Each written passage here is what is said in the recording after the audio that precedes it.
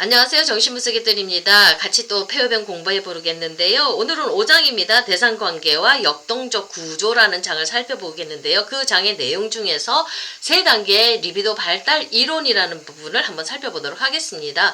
자, 이 책의 특징이 뭐냐면 폐업에는 초기 이론들을 순차적으로 모집해 놓은 거지요. 수집해 놓은 책이기 때문에 초기에 설명했던 것들이 좀 중복되어서 나오는 경향들이 있습니다. 그렇지만 초기 내용보다는 훨씬 더 심화되어 있고 정돈되어 있고 세련되게 이론이 잘 정립되어져 있지요. 그런 약간의 변화들, 뉘앙스들이 잘 나타나 있는데 이미 배웠던 내용이긴 하지만 다시 한 번 더 정리해서 한번 살펴보도록 하겠습니다. 자, 페어벤과 프로이드의 가장 큰 차이점은 리비도 이론이죠. 가장 중요한 리비도 이론인데 큰 차이점이 뭐냐면 프로이드는 리비도가 쾌락 추구를 목적으로 한다고 이렇게 설명을 했습니다. 그에 반해서 페어벤은 리비도는 대상을 향한다. 엄마를 향한다. 엄마하고의 사랑을 원하는 거. 그거를 원한다. 이렇게 리비도는 그것을 목적을 향해 흘러간다. 이렇게 설명을 하고 있거든요. 또 하나 다른 점은 뭐냐면 프로이드는 심리 구조에서 에너지를 이렇게 분리해냈죠. 그래서 리비도가 방향성을 갖고 있지 않고 쾌락을 추구한다고 이렇게 설명을 하고 있습니다. 그에 반해서 페어벤은 심리 구조 안에 에너지가 있다고 설명을 하고 있습니다. 자, 우리 심리 내면이 구조들 간의 관계 변화를 이루고 또 그 관계 변화를 이루는 어떤 방향성을 가지고 있다. 리비도가 방향성을 가지고 있다. 이렇게 설명을 하고 있거든요. 무슨 얘기냐 하면 우리 안에 리비도적 자아가 있지 않습니까? 에너지, 리비도가 충분히 아주 많이 있거든요. 근데 이 리비도적 자아는 누구를 향해서 갑니까? 바로 흥분시키는 대상을 향해서 가지 않습니까? 그에 반해서 내 안에 또 내적 파괴자도 있죠. 이 내적 파괴자는 공격성을 가지고 누구를 억압시킵니까? 바로 리비도적 자아를 억압시키는 거거든요. 그러니까 각자 자아 구조들 안에 리비도도 있고 그 다음에 공격성도 있어가지고 어떤 대상을 향해서 가기도 하고 어떤 대상을 공격해서 억압하기도 하는 이런 심리 역동들이 만들어지죠. 이 리비도가 방향성을 가지고 움직이기 시작하고 에너지가 방향성을 가지고 움직이기 시작하죠.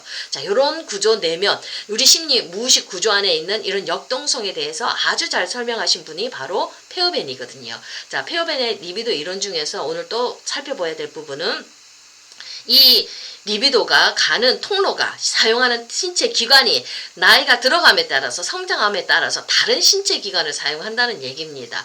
자, 리비도적인 어떤 목표를 성취하기 위해서 아이는요 엄마하고 어떤 바람직한 관계를 형성하기 위해서 그의 신체 기관으로 뭘 사용합니까? 입이죠. 젖을 먹어야 되니까 엄마하고의 젖가슴을 가진 엄마하고 관계를 맺기 위해서 리비도가 나가는 통로가 바로 입이라는 겁니다. 입이라는 신체 기관을 사용해서 엄마하고 관계를 맺는다고 이렇게 얘기하거든요. 자, 최초의 유아는 엄마의 젖가슴을 추구하기에 입을 사용하지만 성장하면 또 틀려지죠. 성장하면 자꾸 입을 가지고 우리가 관계를 맺는 거 아니지 않습니까? 그때는 대상과의 성적 관계, 이건 섹스를 얘기하는 것이 아니라 어떤 섹슈얼리티를 얘기합니다. 성적인 관계, 친밀한 관계를 얘기하는 겁니다. 이 관계를 위해서 선택되어지는 기관은 성기라는 얘기입니다. 여기 상징적인 의미가 있습니다. 그냥 페니스라든지 그런 의미가 있는 게 아니라 여기에는 어떤 내 능력, 내 자질, 내 어떤 관계를 패턴을 위해서 나의 어떤 것, 소중한 것들을 사용해서 상대방과 주거니 받거니 하는 거, 인격적인 관계를 맺는데 사용되어지는 것을 얘기를 합니다. 나만 얻어먹는 게 아니라 나만 나만 원하는 게 아니고 나만 좋은 거 가지는 게 아니라 상대방과 더불어 함께 주거니 받거니 하면서 인격적인 관계를 맺는 그런 즐거움, 대상관계의 즐거움을 추구하는 걸 얘기를 하는 거거든요.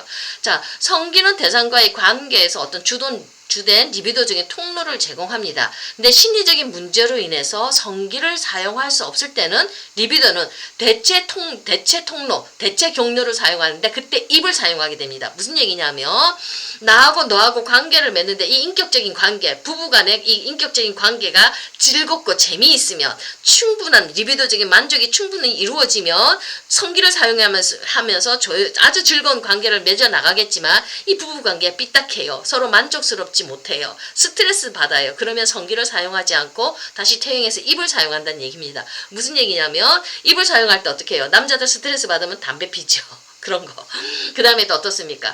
인간관계에 만족하지 못하고 공허하고 사람관계가 대인관계가 무서우면 막 알코올 먹지요. 알코올 중독 걸리고 마약 중독 걸리지요. 바로 이런 거라는 겁니다. 성인들이 언어를 사용해서 서로 간의 관계 패턴을 잘 맺어야 되는데 이게 그 관계 패턴이 즐겁지 않으면 사회적인 관계가 즐겁지 않으면 이렇게 대체 대체 통로로 입을 사용해서 좀 잘못된 방향으로 갈 수 있다는 겁니다. 이거는 어른들만 그런 게 아니라 아이들도 마찬가지입니다. 아이들도 입을 사용해서 엄마하고의 관계가 만족이 되어야 되는데 이게 좌절이 되면 이게 아이들이 조숙하게 성기로 넘어가는 겁니다. 그래서 소아 자위 현상이 나타나지요. 우리 센터에도 이렇게 소아 자위 문제로 찾아오는 아이들이 있는데, 그러면 저희들 이렇게 아이하고 엄마의 관계의 질을 살펴봅니다. 이 아이가 갑자기 엄마의 관계 속에서 애정을 박탈하는 경험이 어디 있는지 살펴봅니다. 그러면 엄마가 갑자기 복직하게 됐다든지 둘째를 놓게 됐다든지 엄마가 아빠하고 관계가 나빠져서 엄마가 막 우울증에 걸려서 아이한테 에너지 지원을 못하게 됐다든지 이런 문제가 있는 거거든요. 이랬을 때 그 관계가 회복이 되어지면 소아 자위는 조금 감소되는 거거든요. 그러니까 아이들이 이제 성숙하게 성기로 넘어가면서 이제 성기적인 만족을 추구하는 걸로 가버리는 거거든요. 자, 이렇게 리비도적인 관계는 바로 처음에는 입이지만 나중에는 성기를 사용하는 단계로 넘어가야 되는데, 요 첫 번째 단계에서 두 번째 단계로 넘어가는 게 쉽게 넘어가지지는 않습니다. 갑자기 성장해서 점핑 되어지는 건 아니거든요. 요 중간 단계가 있다는 얘기입니다. 한 단계에서 다른 단계로 넘어갈 때 이 사이에 중간 단계가 있는데, 요건 우리 저번에 많이 설명했지요. 과도기 단계라는 거. 그 과도기 단계. 그러니까 지금 페어벤이 말하는 리비도 발달 단계는 첫 번째는 어떻습니까? 젖가슴을 사용하는 거, 그 다음에 입을 사용하는 그 단계, 유아적인 의존 단계, 두 번째는 과도기, 그 다음에 세 번째 성기를 사용하는 상호적 의존 단계가 있다. 이렇게 세 가지 단계를 나눠서 설명을 하고 있거든요. 그거 다시 한번 또 자세히 한번 살펴보도록 하겠습니다. 자, 페어벤이 말하는 리비도 발달 이론입니다.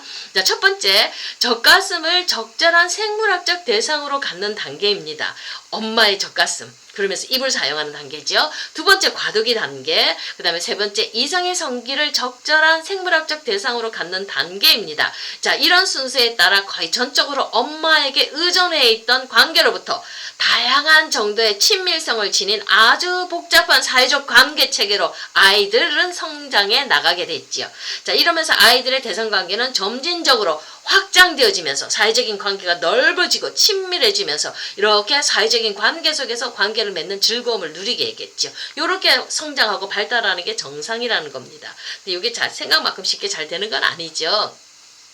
자, 가장 초기 단계에서 젖가슴에 대한 아이의 태도는 구강적입니다. 입을 사용하는 거죠. 자, 엄마와 맺는 관계에 두드러진 특징은 전적인 의존입니다. 엄마한테 완전히 아이가 전적인 의존하는 단계지요.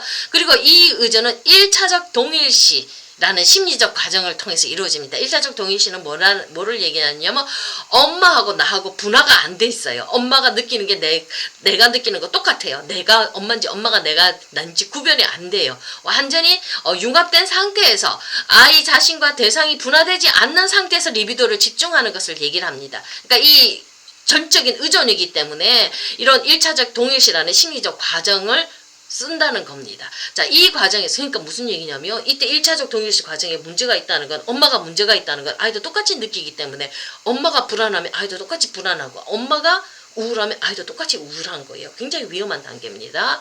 자, 이 과정에서 대상으로부터의 분리, 엄마하고 떨어지는 거, 분리는 어떻습니까? 아이의 가장 커다란 불안의 원천이 되는 겁니다. 아이의 분리불안이 여기서 나오는 거거든요. 인간이 느끼는 어떤 불안의 가장 깊은 원천이 엄마하고 떨어져 나오는, 분리되어져 나오는 이 과정에 있다는 겁니다. 완전히 1차적 동일시로 전적인 의존 단계에 있기 때문에 이 분리가 무서운 거예요. 아이는 공포로 들어오는 거거든요.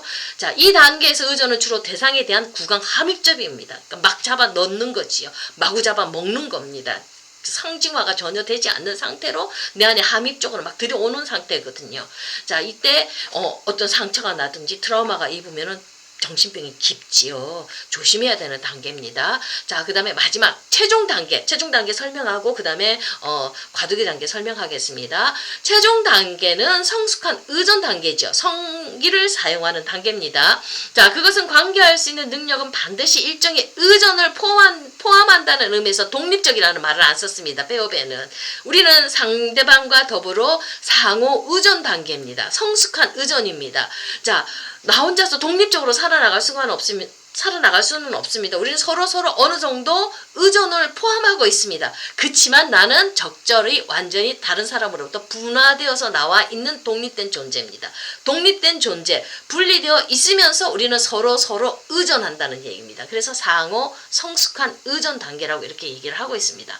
자, 성숙한 의존은 함입의 어떤 일방적인 태도, 1차적인 정서적 동일시에 의해서 일어난 특징 지어지지는 않습니다. 그와는 반대로 이거는 분화된 개인, 엄마로부터 분화된 개인이 분화된 대상들과 어떤 협동적인 관계를 맺을 수 있는 능력에 의해서 특징 지어집니다. 그러니까 독립된 주체지요.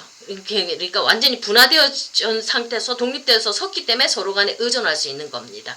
자, 이러한 관계의 생물학적 대상은 성기라는 얘기입니다. 나의 성기를 가지고 너의 성기를 가지고 서로 도움을 주고 서로 즐거움을 나눌 수 있는 그런 단계지요. 그것은 서로 평등하게 상호적으로 의존하는 분화된 두 개인들이 균형 있게 주고받는 그런 관계, 성숙한 관계를 얘기를 하고 있습니다. 따라서 이 관계는 1차적 동일시와 환립이라는 그런 특징을 찾아볼 수가 없고요.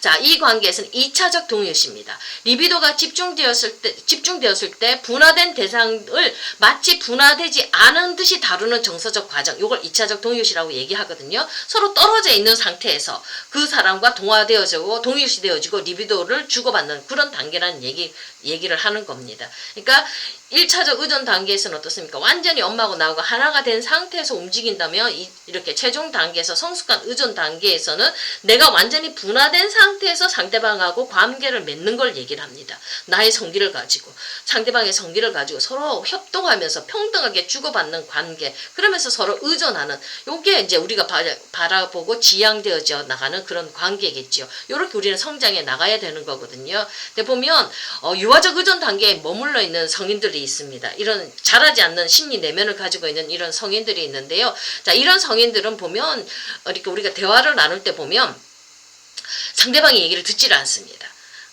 이 경계선에 있는 사람들이 이런 경우가 참 많거든요. 내 얘기만 하고 내 감정만 하고 나만 합니다. 그래서 상대방의 느낌, 상대방의 감정, 상대방의 생각, 상대방의 차이를 존중할 줄 모릅니다. 그러니까 대화 나누면 자기 얘기만 해요. 남의 얘기는 절대 듣지를 않습니다. 이런 패턴을 보이고 있거든요. 자기만 아는 거거든요. 아주 유아적 의존 단계에 머물러 있는 건데, 우리가 성숙한 성인이라는 건 타인의 얘기를 듣지요. 타인의 얘기를 타인의 차이점을 내가 존중하면서 대화를 나누어 가지요.